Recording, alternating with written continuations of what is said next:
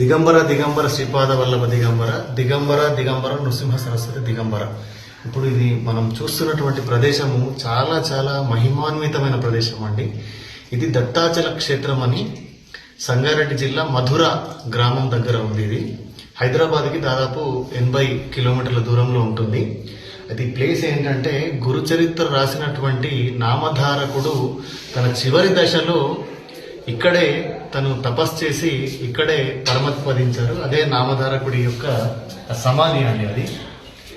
అయితే నామధారకుడికి ఇక్కడ దత్తాత్రేయ స్వామి ఈ బండ మీద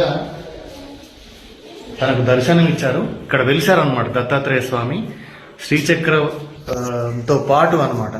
శ్రీచక్రము దత్తాత్రేయుడు వెలిసినటువంటి ఏకైక క్షేత్రం అండి ఇది దత్తాచల క్షేత్రము.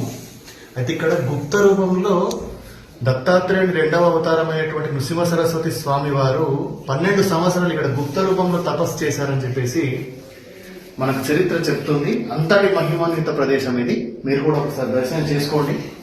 దిగంబర దిగంబర శ్రీపాద వల్లభ దిగంబర దిగంబర దిగంబర నృసింహ సరస్వతి దిగంబర.